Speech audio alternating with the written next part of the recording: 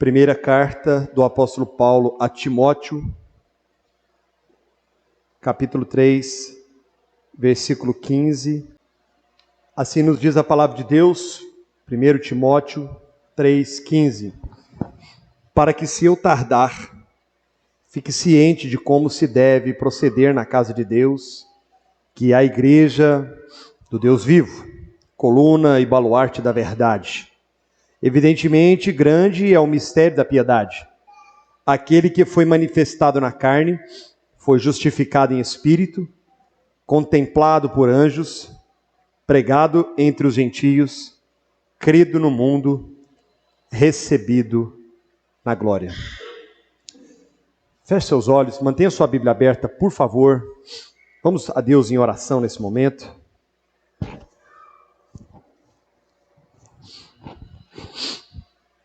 Senhor nosso Deus, obrigado, Senhor, por esse momento tão precioso de nos reunirmos para adorar o Rei dos Reis, o Senhor dos Senhores, o Verbo que se fez carne, habitou entre nós e vimos a sua glória como a glória do unigênito do Pai.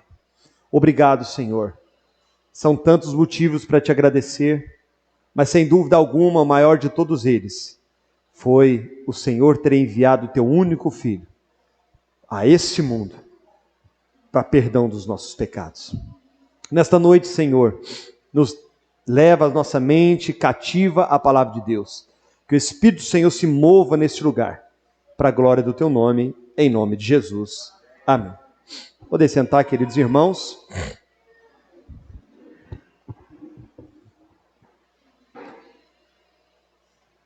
Irmãos, hoje, dia 25 de dezembro, o mundo ocidental comemora o Natal, o nascimento de Jesus Cristo. Algumas pessoas, às vezes, insistem em discutir esse assunto. Jesus não nasceu, não foi em dezembro, não, muito menos no dia 25, isso é uma data pagã. Olha, meus irmãos, essa não é a questão. Definitivamente essa não é a questão.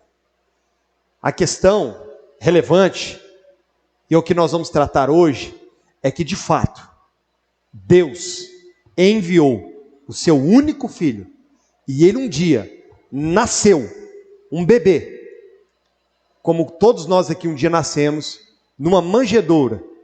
Ele se fez homem, ele pisou nessa terra, ele esteve entre nós, ele sentiu o que sentimos, ele passou o que passamos, ele enfrentou o que enfrentamos. Nesse dia, por que não comemorarmos? Por que não nos lembrarmos do menino que nos nasceu, como foi lido no começo do culto? Um filho se nos deu, um menino nos nasceu, o principado está sobre os seus ombros. Cristo, irmãos, é a grande promessa da Escritura. A Bíblia, ela não se concentra apenas em fazer promessas que nos beneficiem materialmente, fisicamente, mas a Bíblia tem uma grande preocupação com esta promessa, que ele enviaria Jesus Cristo para nós, se faria homem, e ele cumpriu cabalmente com cada uma das profecias do Antigo Testamento. Isso, meus irmãos, é por demais glorioso, isso é por demais maravilhoso, e hoje eu quero falar um pouquinho sobre isso, sobre a importância disso, sobre o sentido do Natal de uma forma mais abrangente, segundo a palavra de Deus, a relevância disso, da vinda gloriosa de Cristo a esse mundo. Eu quero nesse momento, meus irmãos, transportá-los na linha do tempo para aquele momento. Israel era um povo festeiro, era um povo de muitas festividades. Israel tinha várias festas no ano. Israel era um povo que gostava muito de músicas e danças, mas no dia em que o Filho de Deus nasceu, eles todos dormiam, eles estavam adormecidos, sequer se aperceberam. E hoje não é assim tão diferente. As pessoas usam essa data, hoje, claro, essa data se tornou muito mais comercial, não é verdade? Uma data em que o comércio vende mais, onde as lojas faturam mais, onde as oportunidades estão para ganhar dinheiro, onde muitas vezes as famílias até se reúnem, e isso é uma coisa boa, isso é uma coisa ótima, mas muitas vezes o nome de Cristo nem é lembrado. A preocupação maior é com presente, é com amigo secreto, agora tem amigo chocolate, amigo roubado, agora tem um monte de coisa. Mas Cristo mesmo, muitas vezes, nem sequer é mencionado. E hoje nós estamos aqui, irmãos, diante da palavra de Deus, e o texto em que nós lemos, talvez alguém possa perguntar, mas Paulo, isso não tem muito a ver com o Natal. Vejam comigo, irmãos, por isso que eu pedi para que os irmãos mantivessem suas Bíblias abertas. Paulo está escrevendo a Timóteo. Timóteo era um discípulo de Paulo. E ele está dando várias instruções para Timóteo. O desejo de Paulo era estar com Timóteo, mas ele não podia naquele momento. Então ele escreve para Timóteo, ele fala as recomendações de Paulo para Timóteo, é como ele deveria se portar na casa de Deus, do Deus vivo. Olha que bonito isso. O apóstolo Paulo estava preocupado com a conduta daquele jovem pregador, com como ele deveria se portar, como ele deveria andar, com o que ele deveria se preocupar. Essa era a preocupação de Paulo. E aí ele faz menção de uma coisa muito interessante, ele diz assim, escrevo essas coisas esperando e ter em breve, e ver-te em breve, para que se eu tardar, fique ciente de como deve proceder na casa de Deus, que é a igreja do Deus vivo, coluna e baluarte da verdade. Aqui tem algo muito importante para nós. O apóstolo Paulo, ele fala que eu e você, irmão, somos a igreja de Deus. O apóstolo Paulo, ele não está falando que a igreja de Deus são 4 paredes. É um templo, é uma instituição religiosa, é uma igreja com CNPJ. Não, o apóstolo Paulo, ele está dizendo como proceder na casa de Deus, que é a igreja do Deus vivo. O proceder aqui é entre os irmãos, é entre os salvos, é entre os remidos, é entre os que foram transformados pela graça. E ele fala mais sobre isso, ele fala assim, a igreja, ela é a coluna e baluarte da verdade.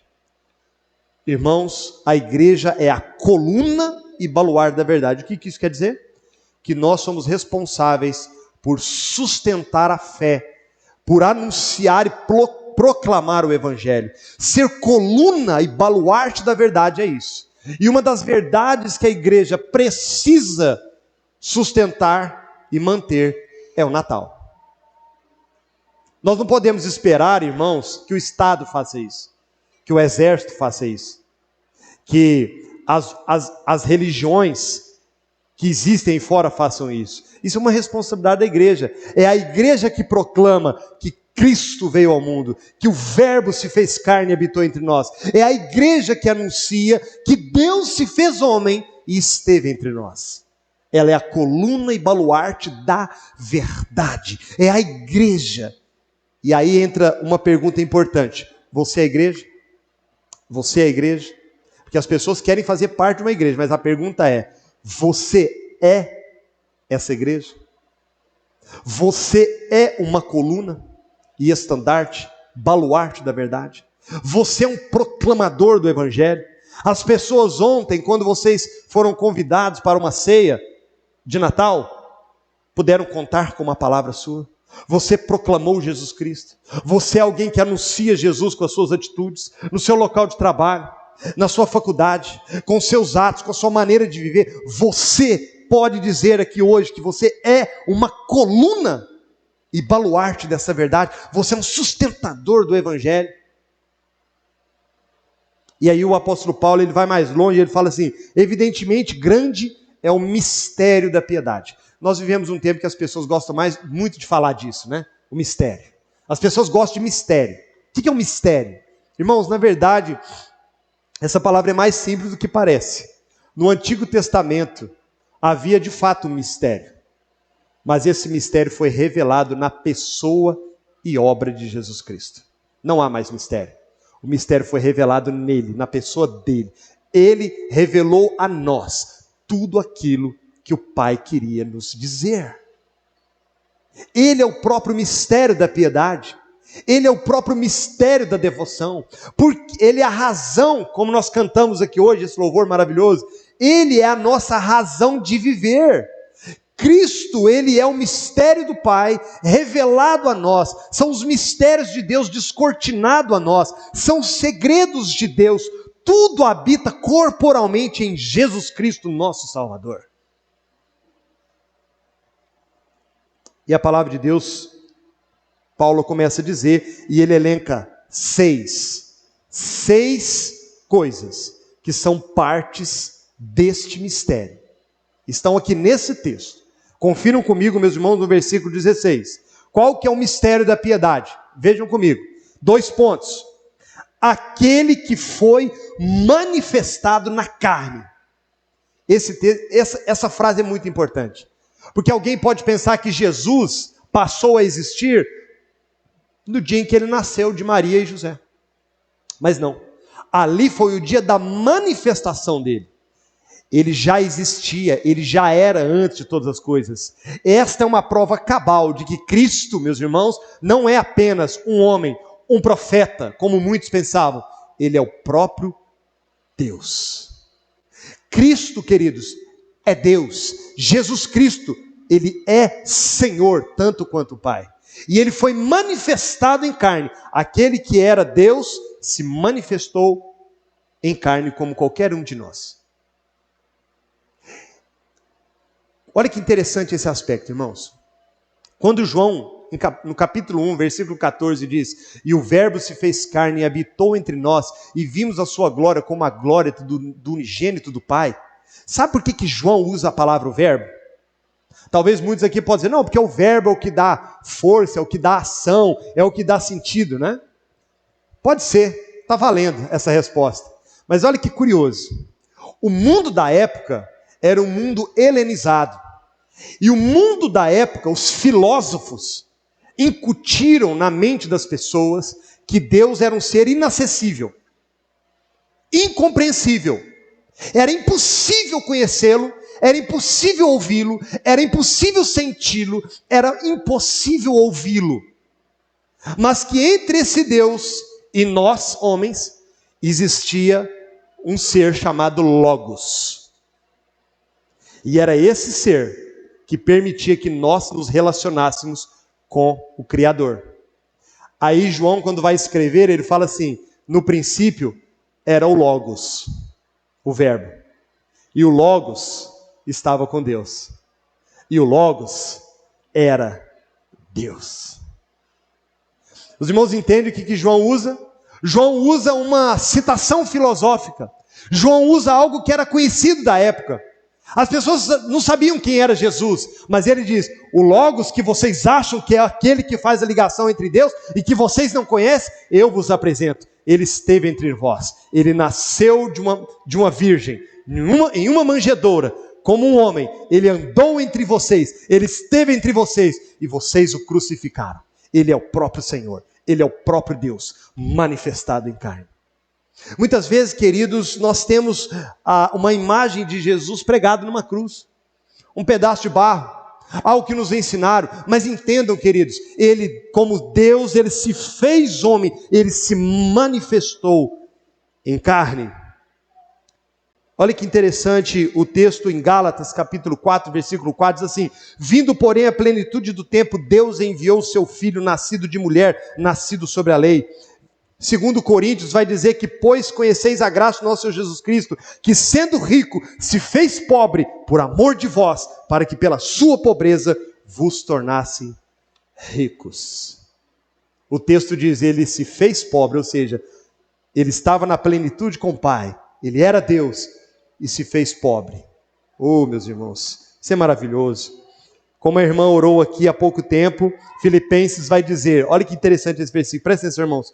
Pois ele, subsistindo em forma de Deus, não julgou como usurpação ser igual a Deus, antes a si mesmo se esvaziou, assumindo a forma de servo, tornando-se semelhante aos homens, e reconhecida em figura humana, a si mesmo se humilhou, tornando-se obediente até a morte, e morte de cruz. Jesus Cristo, querido, ele se esvaziou, ele abriu mão da sua glória, ele abriu mão da sua eternidade, ele abriu mão da sua adoração nos céus, e se fez homem e habitou entre nós. Uau, glória a Deus, meus irmãos. Isso é o Evangelho.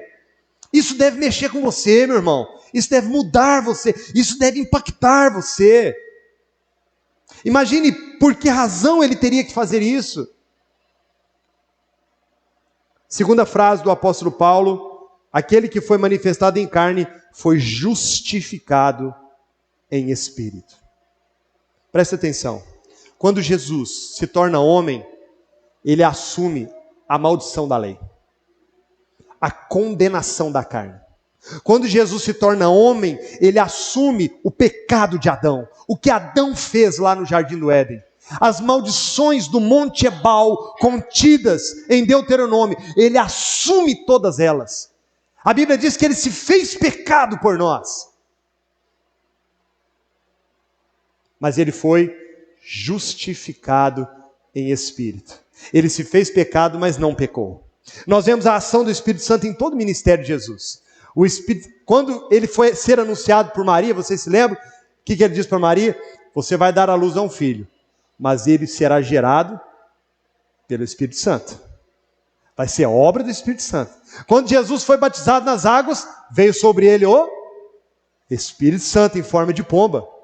E o Espírito Santo esteve com ele em todo o ministério para que ele operasse sinais, prodígios e maravilhas. Mas não apenas isso. Na ressurreição, em Romanos, capítulo 1, vai dizer que o Senhor Jesus, Romanos 1, versículo 4, o Espírito de Deus o ressuscitou para a nossa justificação.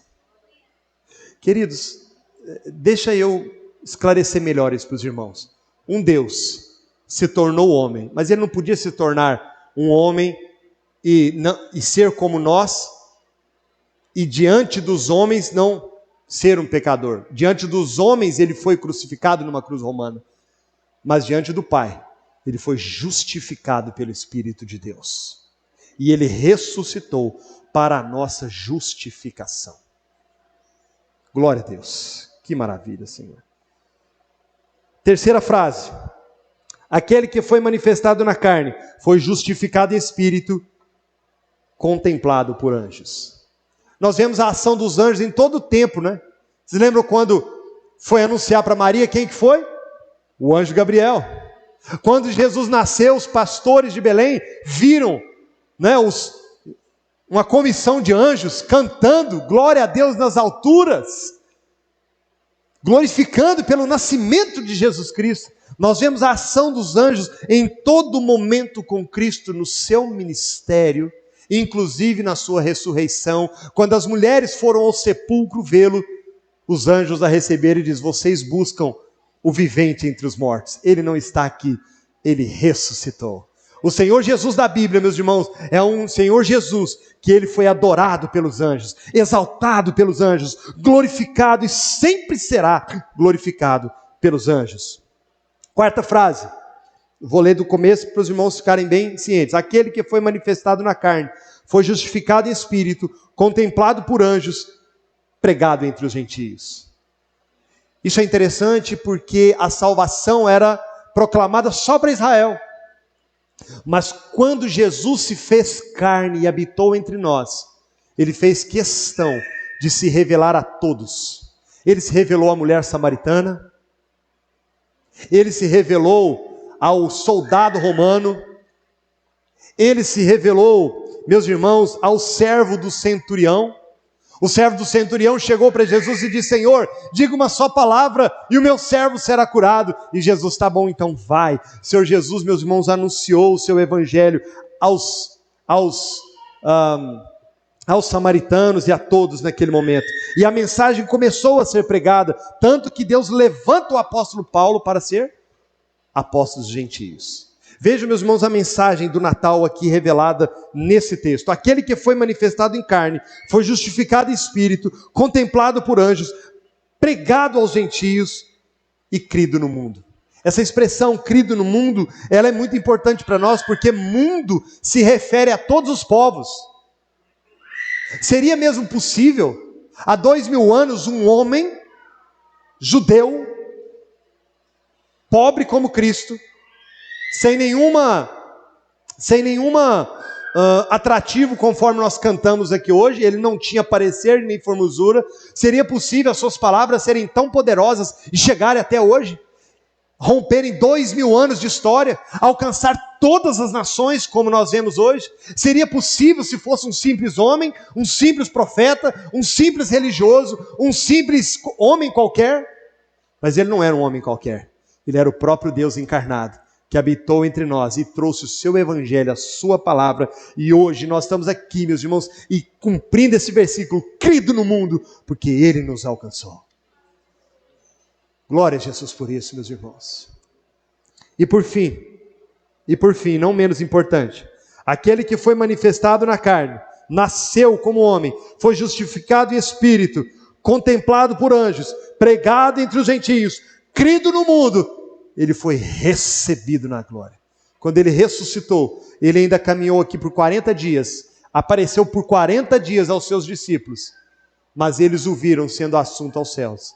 E os anjos disseram, os anjos novamente, por que estáis olhando para ele? Esse mesmo Jesus que vocês estão vendo subir, ele voltará para vos buscar.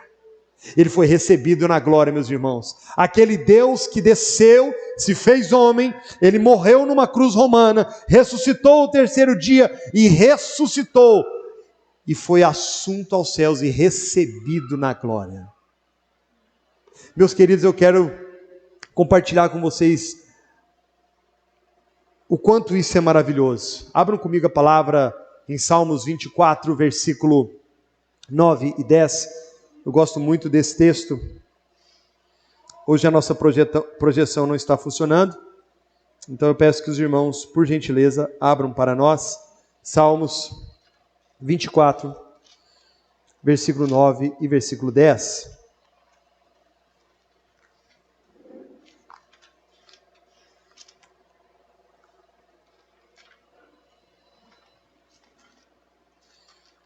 Aleluia, Senhor. Graças a Deus.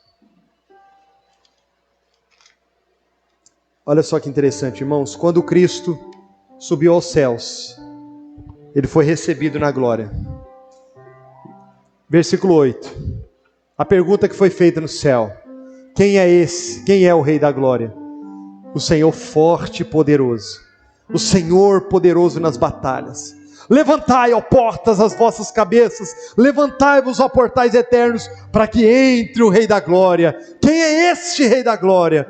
O Senhor dos exércitos. Ele é o Rei da Glória. Quando Jesus foi assunto aos céus, houve-se essa pergunta: quem é esse? Nunca nenhum homem havia entrado ali.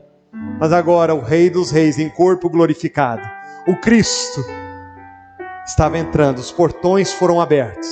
O Rei vitorioso, o Senhor dos exércitos, aquele que venceu a morte, aquele que venceu os homens, aquele que venceu os principados e disse: todo o poder me foi dado nos céus e na terra. Ele foi assunto aos céus, e a Bíblia diz que lá ele intercede por nós, ele vive para interceder por nós, ele vive para velar por nós, e em breve ele voltará para nos buscar. Essa é a nossa esperança, meus queridos irmãos. E talvez você possa se perguntar: mas por que tudo isso? E para que tudo isso? Meus queridos irmãos, há tantos motivos para Jesus ter vindo a esse mundo. Nós já pregamos isso aqui diversas vezes, em estudos, em escolas dominicais, em mensagens aqui nos cultos à noite. Mas eu queria relacionar poucos motivos aqui para a nossa edificação.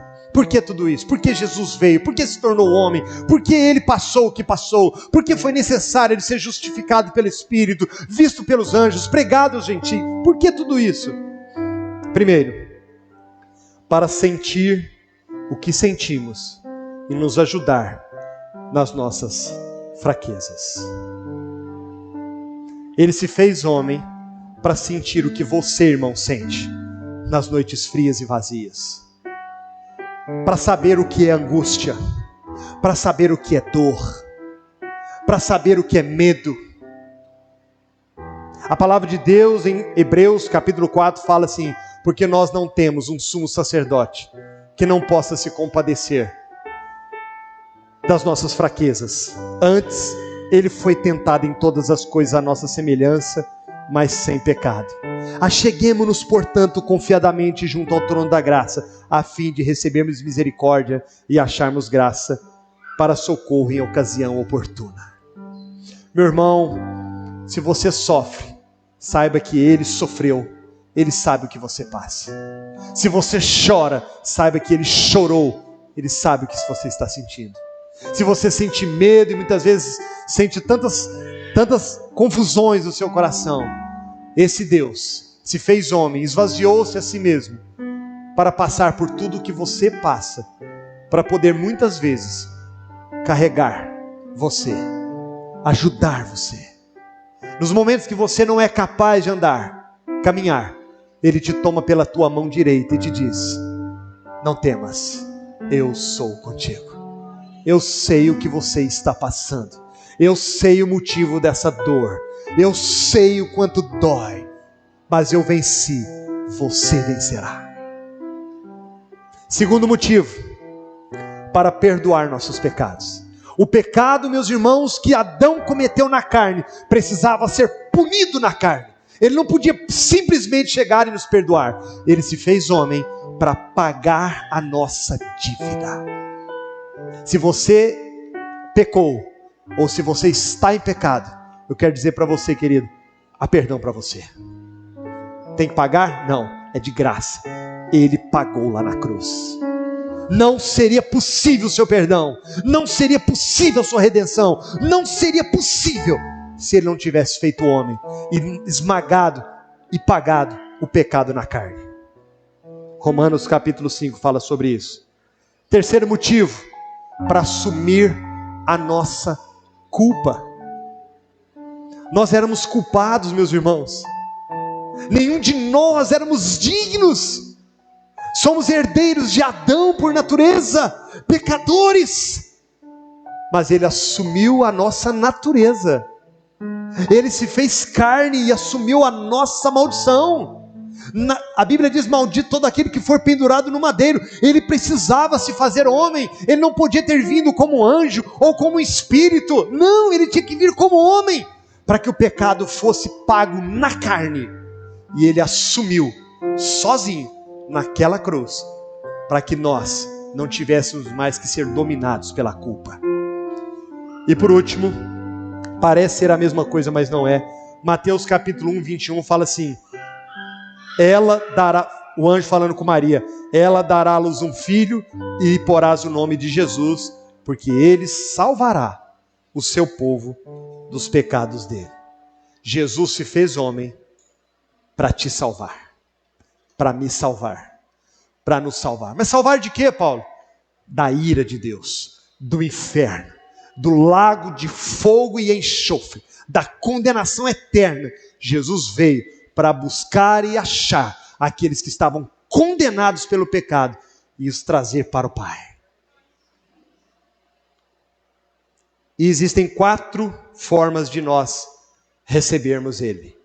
E aqui eu quero encerrar. 4 formas. Diante dessas verdades, diante desta realidade, desse fato que eu acabei de expor aos irmãos, só existem 4 respostas que nós podemos dar. Primeiro, quando Jesus nasceu, não havia lugar para Ele nascer. As estalagens, as casas, os hotéis, tudo estava ocupado. As portas, todas, se fecharam para Ele. Posso imaginar Maria, José, de porta em porta. Tem um lugar aí? Ela grávida, barriguda, né? O marido ali tentando dar um apoio, pobrezinhos. Não, não há. Está tudo ocupado. Batia na outra porta. Por favor, nos ceda um local. Não tem. Já está tudo ocupado. Muitos têm estado muito ocupados. Seus corações estão cheios de muitas coisas. São muitos planos, são muitos projetos, são muitos pecados, inclusive. Não há lugar para Ele.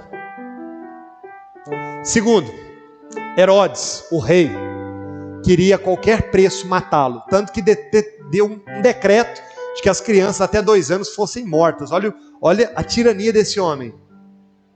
Ele não queria perder poder? Ele não queria perder o seu trono, o seu lugar? Seria essa a sua resposta? Eu quero matá-lo. Eu não quero que ele reinando sobre mim. Eu quero ser o dono de mim mesmo. Eu quero ser o meu Senhor. Eu quero fazer o que eu quero. O importante é eu ser feliz. Não importa o custo disso. Não importa quantos eu tenho que sacrificar para a minha felicidade. Eu quero. Essa é a resposta de muitos. Rejeição, morte. Não queremos esse Senhor.